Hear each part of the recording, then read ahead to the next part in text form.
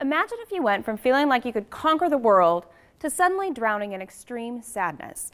That's how some bipolar 1 patients describe worry over when they'll have their next manic episode. And it affects millions of people, nearly 6 million in the U.S. So how do you know if you or someone you love has bipolar 1 disorder, and how is it treated? We're joined by Dr. Gary Sachs. Good morning to you, doctor. Good morning, Kayla. Well, we may have heard the term, but can you explain what exactly is bipolar disorder?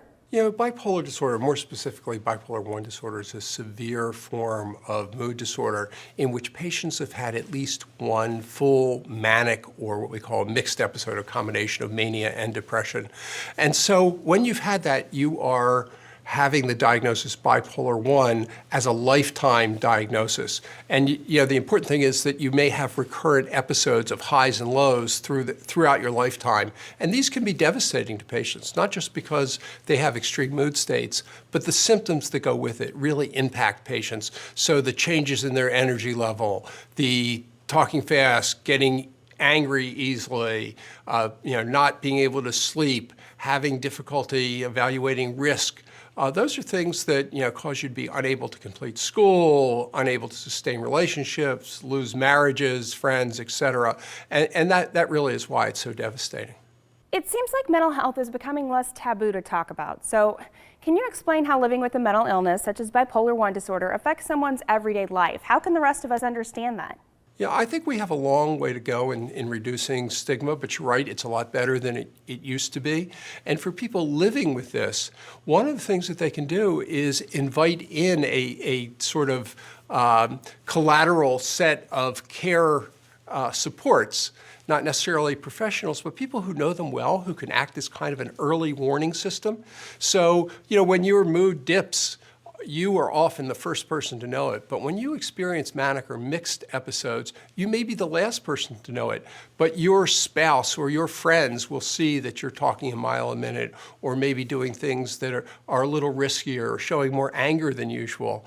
And inviting them to give you that feedback can be so helpful in getting you the right introduction into the healthcare system so that you can get treated for manic or mixed episodes.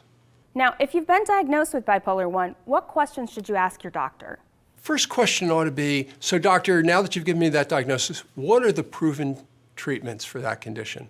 And you will get read out to you a short list. Back when I started, there was only one drug on that list, lithium. Now we've got about a dozen drugs. The most recently approved is a drug called Vraylar. These are all FDA approved, potent treatments. They are not going to work any one of them for everyone, but by having so many, we can treat lots and lots of people. And still we have to be aware of drugs that are out there have risks. And we're very concerned with the elderly and patients with dementia about the risk of stroke and even death. But for patients with bipolar disorder, in the hands of a competent psychiatrist, primary care doc in some cases, these are highly effective treatments, and we want to get people diagnosed and treated as soon as possible.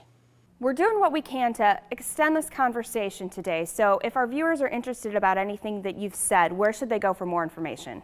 Yeah, Kayla, my favorite resource to recommend to patients is the Depression and Bipolar Support Alliance website, so they could Google that or go to dbsalliance.com, and you'll see lots of great resources there.